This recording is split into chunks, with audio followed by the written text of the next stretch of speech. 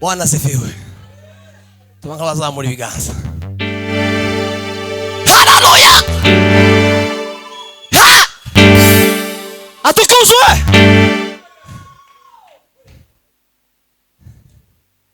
Sinzi amenye umuntu washize ako kantu.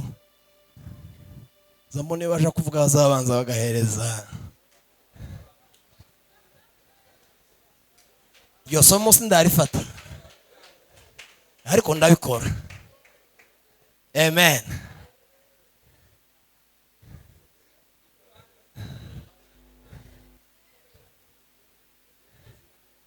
Nawe pare ngo ntakiza we yarakimbwiye. Ariko ndetse nyine ufikiriye neza ugitora kuko umukuru ni nkawe nyine umukuru ni nkawe uzufata nk'irya nyuma nyine agapfundikira. Reka avugeho nimara naje mvugeho kuko igitaramo ni cyacu twese ngo duhimbaze kandi usare nyine mumbizemo mwongereye indi mbuto kuko mwabaye hano. Ko ndabona ko nibantumira no muri anniversaire na nonzo.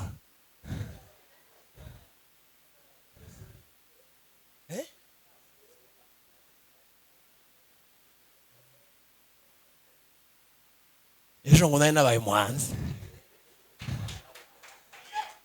Reka banza avuge niyo ntoka aririmba mfite umuhogo hariya uriya wacu. Ngabo banza ushimewa.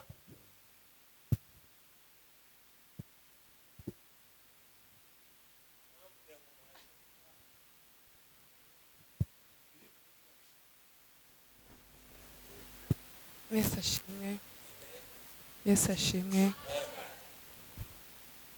Ibintu biza bingora guhagarara imbere y'abantu,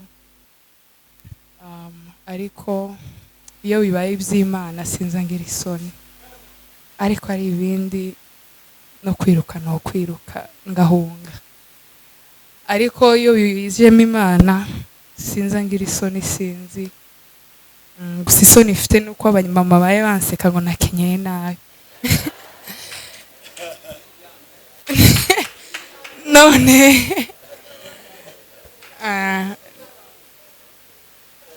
none mubyirengagize ntimubirebe siko kugira ngo mvuge neza tayivuga ngo noneho gitenge nakigize gute. Ako kare gaciyeho. Icyambere turashimiye Imana yuko yadushoboje kuba hano uyu munsi wa none. Ntabwo ari ibisanzwe kugira ngo abageni basenge bari biriwe mu bukwe last umunsi yesterday. Ntabwo byoroshye, tuba turushe. Ejo twarangije ubukwe neza, nari ngiye ko kwikubita hasi, amaguru sinzi ukuntu yari yabaye, ariko twari twavuganye n'uwacu kuva ngira dupanga ku bana kubera ko twese dukunda igitaramo, ariko tukabipanga ariko nsimbyumve nyine kubera umuro, ariko kubw'Imana yadushoboje nubwo twari turushe. Ndabishima Imana ko turi hano uyu munsi wa none. Ikindi cya kabiri, ndashima Imana yuko yandinze nkagera hano hantu muri iki gihugu. Nabaye hano muri Kenya, niko Giswahili cyagiye, ariko twabaye ino. Ariko kuba twaragarutse hano ndabishima Imana cyane, kandi ni hano nakuriye. Kongera Imana ikankorera ubukwe hano nakuriye biza biba byiza cyane. Uyu munsi ni w'amashimwe gushima twembi babiri. None ga ntimurambigwe, ndavuga amakuru cyane, none ntimurambigwe siko. Singiye gushima ku munsi w'ubukwe, ndabanza nshimire umutware wanjye.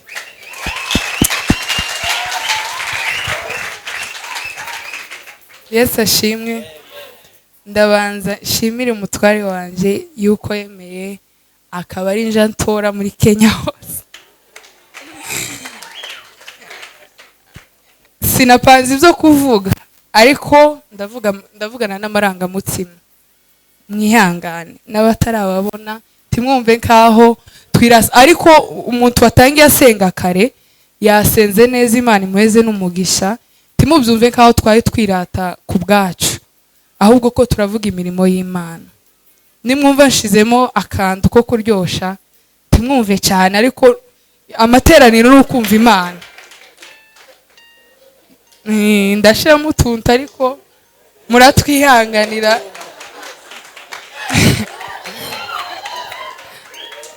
Naba data bukwe barihangana, turi mu isengero, nta kibazo, turataramye.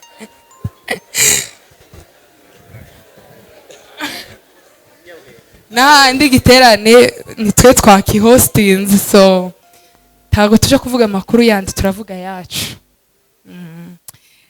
So ndashimiye Imana cyane ko igihe natekereje gushakwa, nasenze Imana nsaba umugabo ukijijwe, apana ukijijwe gusa, umugabo wahindutse. Numvaga nshaka umugabo nyine ufite imitekerereze misha, uri ready kuvuga ngo hari abantu nyine bakizwa ariko ntibakizwe iby'ukuri, ariko ukenera umuntu ufite umutima usa n'Imana cyane kandi utandukanye n'abandi. Mu bundi buryo navuga nasengeye umugabo uri special udasanzwe, abantu batamenyera nyine kuvuga ngo apfuye gushakwa. Nasenze Imana, umugabo wanje abantu bazotangare.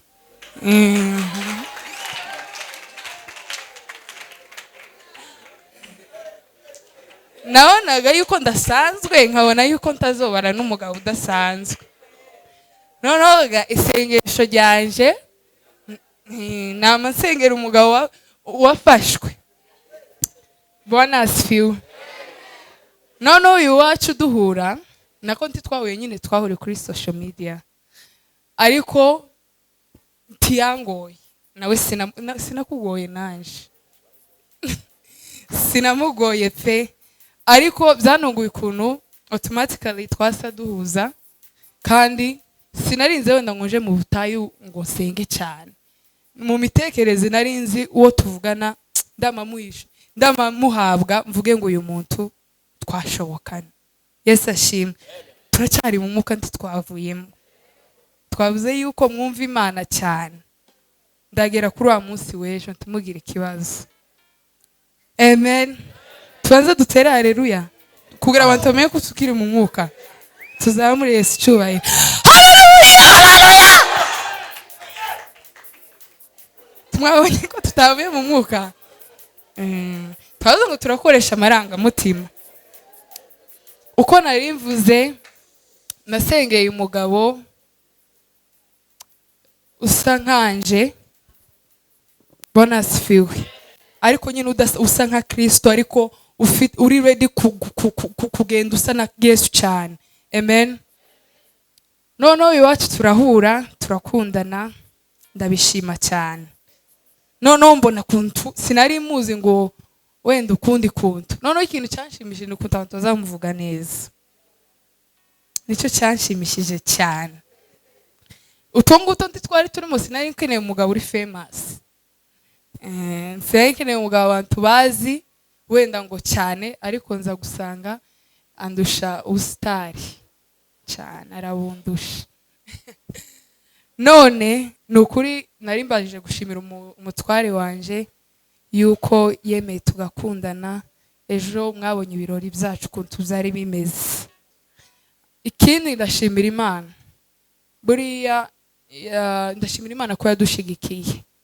Yashigikiye igitekerezo cyacu, umunsi tukiganiraho dupanga kubana.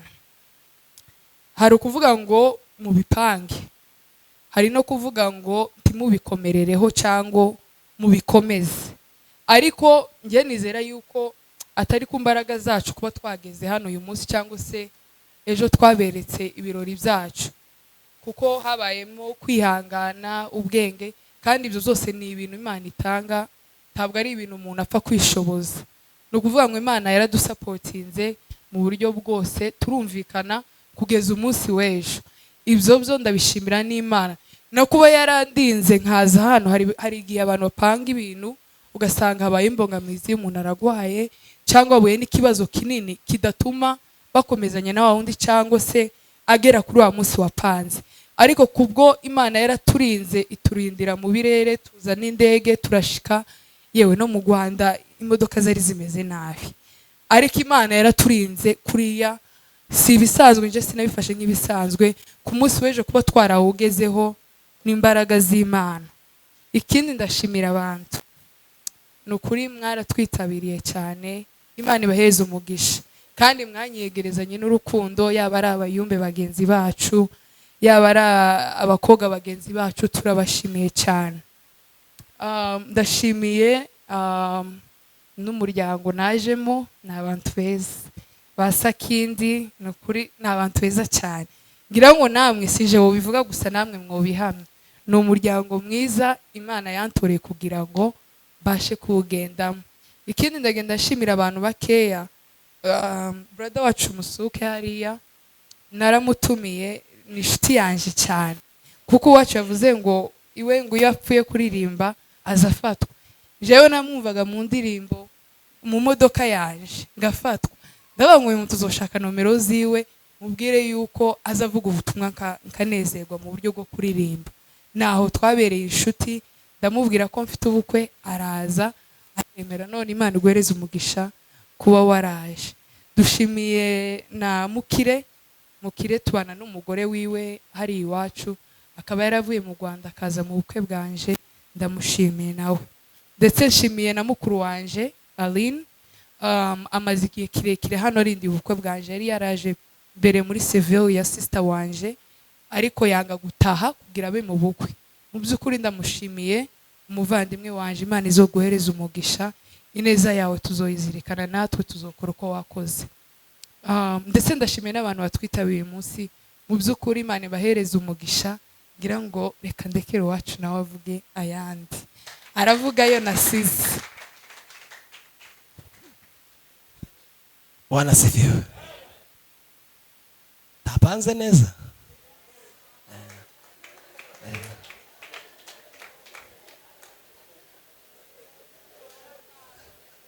Amen.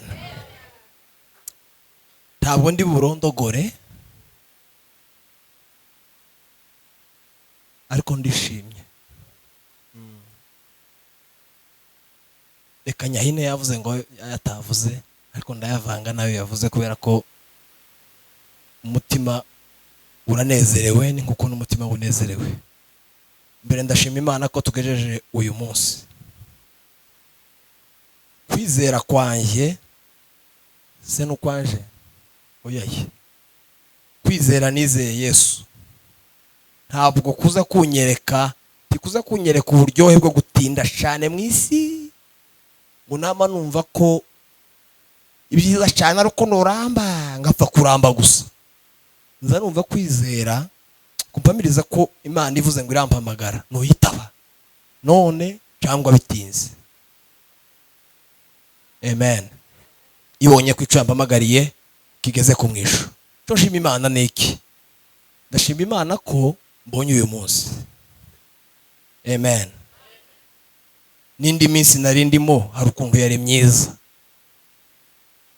kuko nari mbanye n'Imana neza n'abantu neza, ariko noneho nyine hari ibyiza biruta ibindi.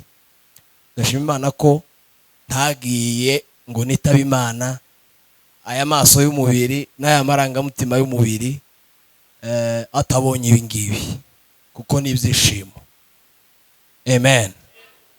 Kuri ibyo ndarashima Imana ko yambaye agakiza, ndahawe n'imiryango, ingirira ubuntu mu yagiriye ubuntu, nanjye mbarwa mu bana b'Imana. Amen. Igitangaje kuri cyo, hari ukunda abandi baza babigenza bakagira n'ibindi bahagararaho, ariko ari we yahagaze kuri iryo jambo ry'agakiza. Ari naje nubwo ari inzobe, akaba na mwiza cyane. Timubona imbuto y'abantu baresha gutya, ni nkaho yabaye nkeya. Umugore uresha gutya, ariko kuri ibyo byose ahantu naza ngira nkashinga ipiki, ni ku buzima bwa kiroho. Birya yavuze mbisubiramo, ariko ni ku buzima bwa kiroho. amen. Ndagushimiye wa ko wemereye iyo mpano y'umwuka kukwizera ukakugira ukakira Yesu. Noneho ikigeretseho uraza ngo dusaidiane.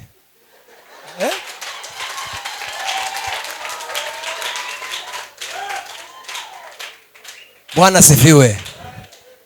Si umufasha, siwe msaidizi, ni msaidizi wangu. Mwuka wera havuye arahari. Ndabishimira Imana. Pasteri ahise akongera, noneho si no kunsaidia, ni ukuba njewe, ni ukuba njewe naje nkabawe. Ubwo ni ukuvuga ngo ukunda inzobe. Bwana asifiwe. Ako nako narinyujijemo, ariko mu by'ukuri ndashima Imana. Imana yanyubakiye kandi urugo rwiza.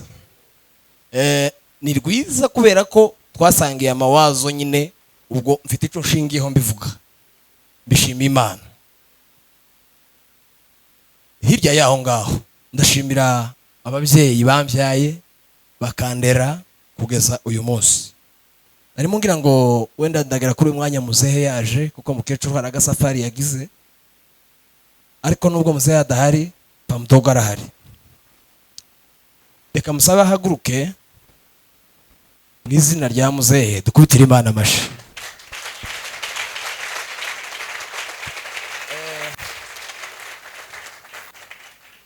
Papa mwarakoze kuko mwatureze neza. Hari indirimbo usabe baririmbye bashyira mu gushimisha, yuzuye ibintu nyine by'ukuri, ngo yaduhaye n'ababyeyi beza, ngo badukunda, ngo baturerane neza. Kurya umwana wareze umuhutaza, nza mbona abana baba bene wacu aza kubita umutwe hasi akamahaguruka atarize.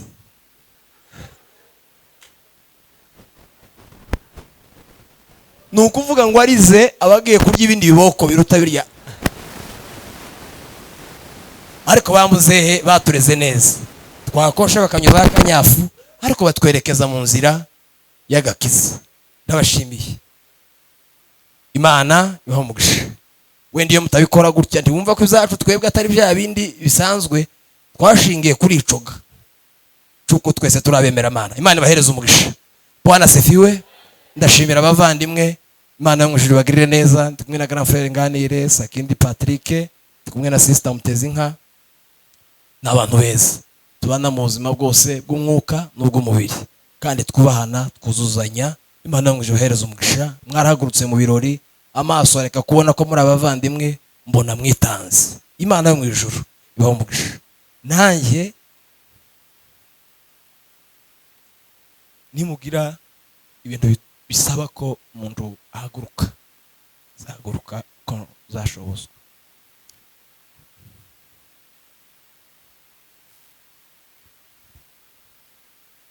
Imana ibahe umugisha.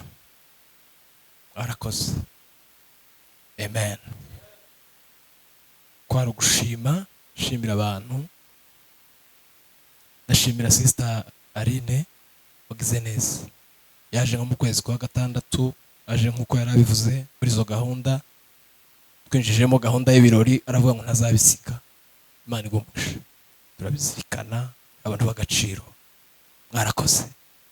Tuvuga gushima, ntabwo nabitekereje, hari uwabisenze koko.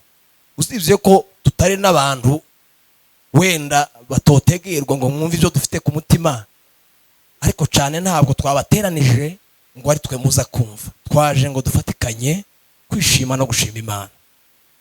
Muri ibyo rero harimo gushimira abantu. Ejo nabonye abantu, ariko hazamo ngo bose abanga umwanya ngashima bose bagihari, ariko mu izina ryabo murahari. Niyo mpamvu nsibura abantu. Narishimiye mwene data Sister Aline, mukuru wiwe, Imana yo mu ijuru umugisha. Ndashimira Musuke n'inshuti yanjye. twatashe ubukwe bwe n'uwacu, kugira ngo tubikabye twari twambaye kompure hasi no hejuru no ku birato, twama tuvuga ngo turagenda tuve mu bukwe bwa Musuhuke. None Imana ishimwe ko wambereye mu birori. Nta muntu uzabipangira ubukwe, nari nzi ngo birakunda, naza mvuga ngo tuze tuvanaho indirimbo dusubizeho indi, berekwe bashamburiye, uhawe ijambo ry'ubwenge ritange, nyine cyama kibi gitaramo n'abashima bashime. Ariko kubera ko hari ukuntu bigenda bihura n'imiryango, ariko nabyo byabaye byiza. Warakoze, Imana igombugisha. Ndashimira bavandimwe bavuye i Bugande, ba petit frère na grand frère Revera waganiriye na muzehe Pamdogo, mwarakoze. Famiye y'abantu hafi 6 bahagurutse baje mu birori byanje ndinde, ariko ndatekereza ko nabyo ari ubuntu bw'Imana. Mwarakoze. Na grand frère Ndayisenga bavuye i Bugande, we yanavuye ngira ngo Mbarara, yavuye kure. Warakoze. Imana iguhe umugisha. Ndashimana ku bwa bonke. Amen.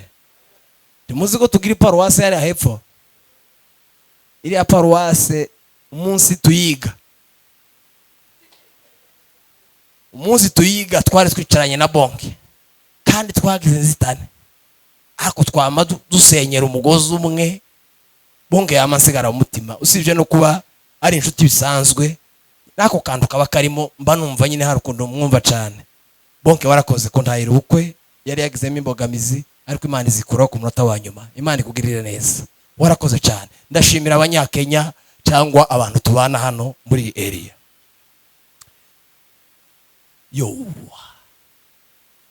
Ndashimira abavandimwe bavuye mu Rwanda. Bazavuga ngo iyo umuntu ageze hano ngo izo yabazanye sizo azavuga. Ndashimira mwene data Mukire n'umupapa yasize abana muri famiye, afite akinga inzu, araza ngo tubere mu birori n'inshuti. Mukire warakoze. Yanabaje kugira mu tuntu tw'uturwara hano, ariko arihangana aba mu birori. Wagize neza, Imana igombugisha. Ndashimira Mutoni wavuye i Gisenyi azanwe n'ibirori. Warakoze mama. Iba nguhaguruka, bagukubitira amashi. Warakoze cyane. Ubukwe bwawe nibuba turi ino, wenda nituba twarageze nko muri Amerika jogora, ariko twohagera nyine mu bundi buryo, kuko twebwe no turi no twaje muri Amerika no dukunda kuja hanze. Ariko nituba turi ino natwe tuzakora nk'ibyo mwakoze. Imana ikugirire neza. Uzadushimire n'abandi bose basigaye waje mu izina ryabo. Sabe mwene data Mbabazi Yareni ahaguruke.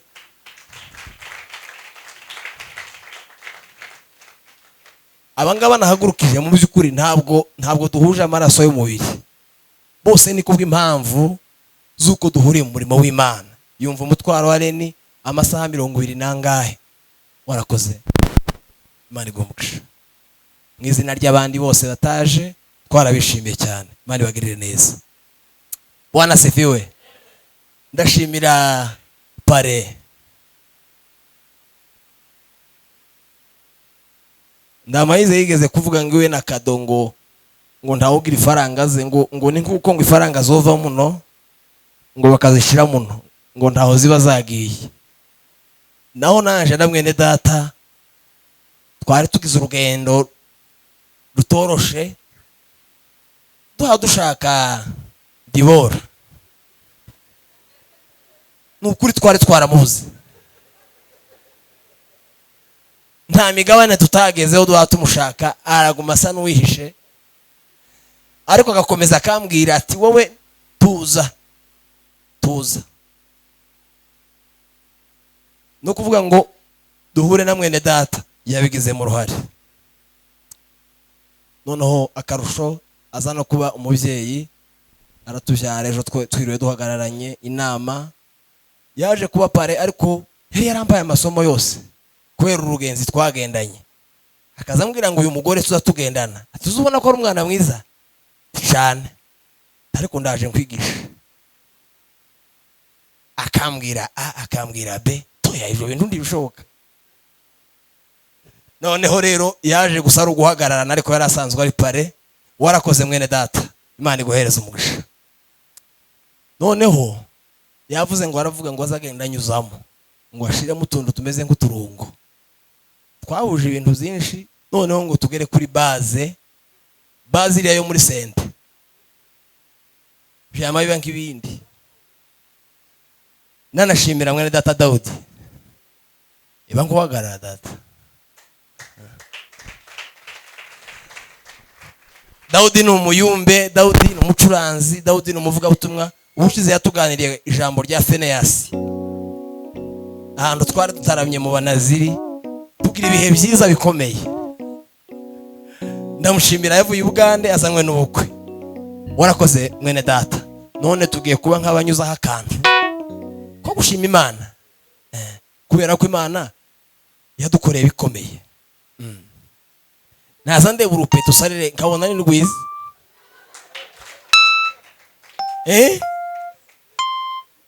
Noneho natekereza nyine nkavuga ati ibintu byakomeye. Rero mu by'ukuri dufite impamvu zo gushima Imana.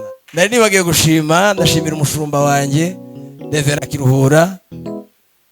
Kuva tugeze no muri 2015 twarabanye kugeza uyu munsi.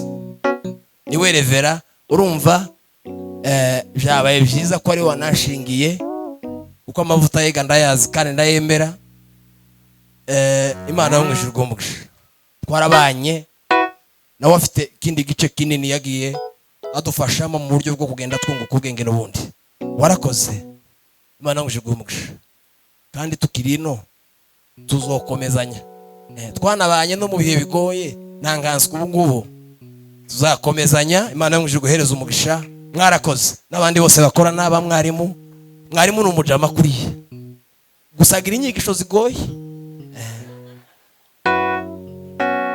Inyigisho ze nizo nyigisho zitaza zija kuri YouTube, izo bazikuyemo nkayanga y'igitwe muganiwe. Ariko ni umugabo w'Imana, umugabo mwiza cyane. Mwarimu ndamushimira cyane. Yaranshigikiye akaza ari wakambaza niki umeze gute, kurabona gahunda ubukwe kurabwumva. Kandi ejo ndihagarike neza abayumbe ntitwanyuzwe. Gusa Dibora yaravuze ngo hari akantu kasigayemo, uko ngo yumvaga nyine agomba kugenda nyine nk'umugeni bakamwambika ruriya rupeta, namara kurumwambika ngo tukabona kwinjira mu gitaramo. Noneho twe duhawe dufatwa burya abantu bifataho ngo tugere mu mwanya agiye ko kwirekura. Wa mugabo mwene wacu yamavuga ngo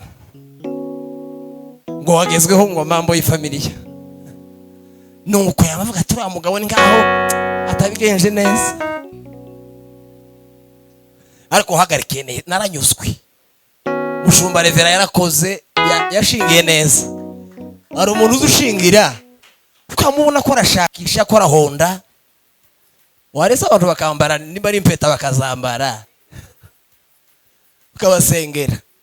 Ariko yamabikora mu mavuta mu mwanya mwiza, turanyurwa. Nawe yarambwiye ngo yaranyuzwe. Akongongeyeho mu tujya wazuvuga nongeraho ngo yaranyuzwe rwose, bamushingiye neza. Nanje ndayamanitse, mwagize neza. Ngaho bankuregera ikidari tuba nk'abahimbaza. Uko sawa Mungu wangu, mchana usiku uko sawa tu. Safari hukuniacha, majaribuni umenishika mkono. Uko sawa Mungu wangu, mchana usiku wewe uko sawa tu.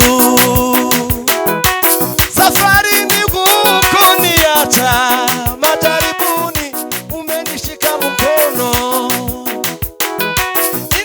Mawazo ndani ya dunia ni mawazo mazuri, wala sio mabaya. Kando ya maji ya utulivu niongoza, sitaogopa chochote, Bwana yu pamoja nami. Kando ya maji ya utulivu niongoza, sitaogopa mabaya, Baba pamoja nami. Uko sawa Mungu wangu, mchana usiku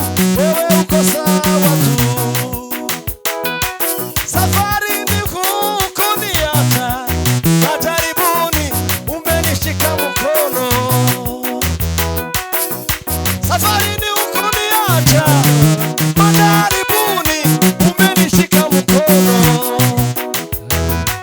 Safarini ukuniacha, majaribuni umenishika mkono. Uko sawa Mungu wangu, mchana usiku wewe uko sawa tu. Safarini hukuniacha, majaribuni umenishika mkono.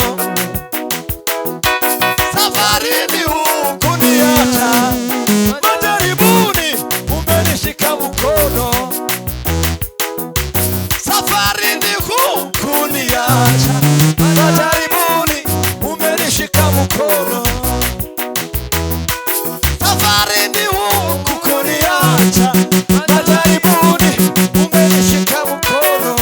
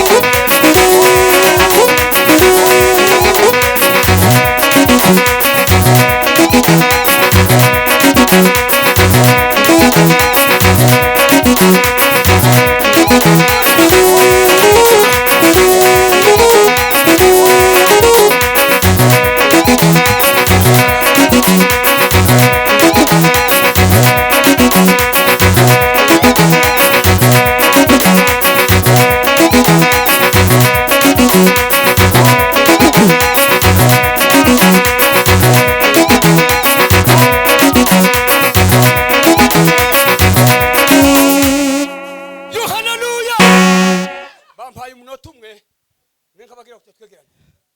Bwana siwe. Amen. Tugira gutya. Amina. Haleluya. Ngubu bukwe. Tuvuga ngo amina. Kandi kanya. Imana guhaye umugeni. Imana tizubahiro. Hallelujah. Amina. Amen. Yo hallelujah. Sawa, ndawemeye.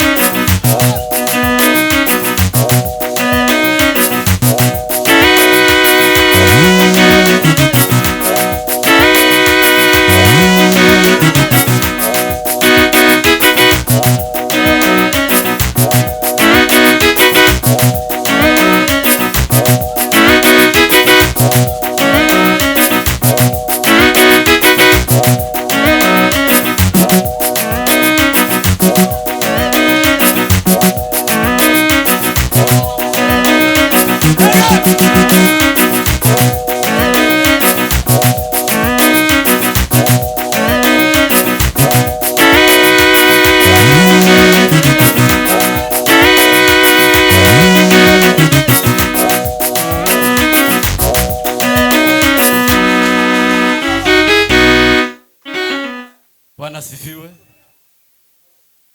Hari kitu cyasigaye. Bwana sifiwe. Amen.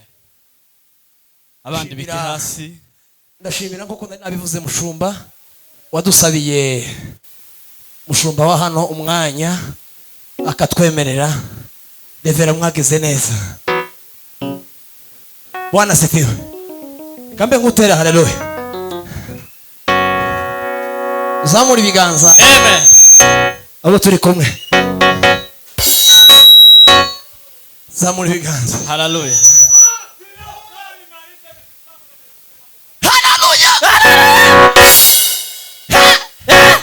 Hongera. Amen. None umwami Yesu Kristo namubereye uturo kandi nawe umufasha n'umwuka w'isezerano kandi nawe umufasha n'umwuka we w'isezerano n'ukuri yatugezemo asigaye abana natwe wino w'Imana yera yose uwo mutima wawe umutima uraririmba yuko nabohowe rwose negereye umwami Yesu ngo ndirimbane umunezero umuriri w'ubuntu bwe uri mu mutima wanje agakiza ke murize nikumura bamumazi agakiza ke murije nikumura bamumazi ubwo umwuka azabasaho muzahera ko mumenye yuko nicaranye namwe zavuzwe n'umwami Yesu. Haleluya.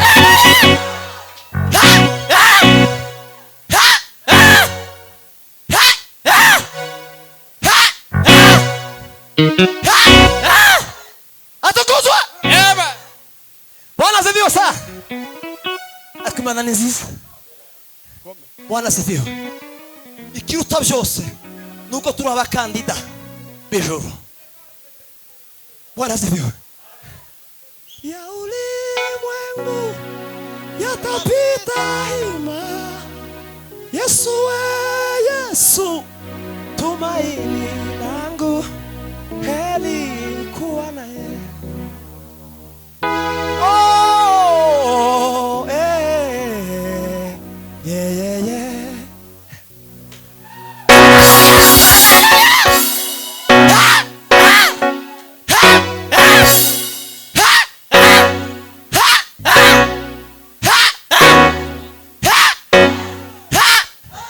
Atukuzwe. Atimo.